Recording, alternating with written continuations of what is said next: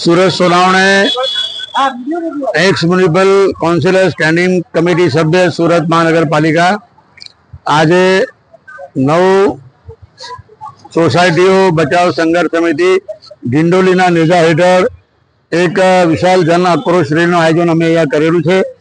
મેયરશ્રી, કમિશનરશ્રીને આવેદનપત્ર આપવા અમે મોટી સંખ્યામાં આવેલા, પરંતુ આ સત્તાના નશામાં મદમસ્ત અધિકારીઓ, સત્તાધીશો કોઈને પણ ગણકારતા નથી, કોઈને પણ મળતા નથી, રજૂઆત સાંભળતા નથી કે રજૂઆત પર યોગ્ય નિર્ણય લેતા નથી.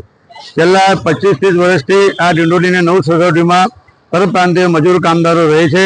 તેઓ વેરા ભરે છે, ગ્રામ પંચાયતના કાળથી મહાનગરપાલિકામાં વેરા ભરે છે. અને આજે આ સોસાયટીમાં 2000થી વધારે લોકો રહે છે, 2000થી વધારે કુટુંબો રહે છે. અને જેમને પ્લોટની સાઈઝ 15, 20 બાય 32, 20 બાય 30, 20 બાય 35 મકાનોમાં લોકો રહે છે.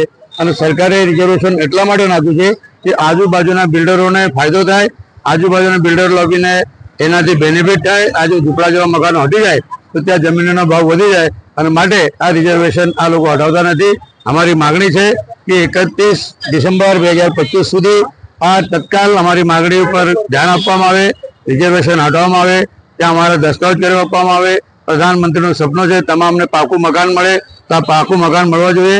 અને 31/12/2025 સુધી જો અમારી માગણી પર ન્યાયિક દૃષ્ટિએ ન્યાય આપવામાં નહીં આવશે તો 1 જાન્યુઆરી 2025થી મહેરબાન કલેક્ટરશ્રીની કચેરી ખાતે અમે લોકો અમર અનશનની શરૂઆત કરીશું. અને જરૂર પડે તો હું સુરેશ સોણે આ સોસાયટીના ન્યાય હક્ક માટે પોતે આ જગ્યા પર આપણે ઉભા છે આત્મનિરૂપણ કરીશ, પણ આ લોકોને ન્યાય મળ્યો નથી રહીશ. જય હિન્દ, જય ભીમ, જય સંવિધાન.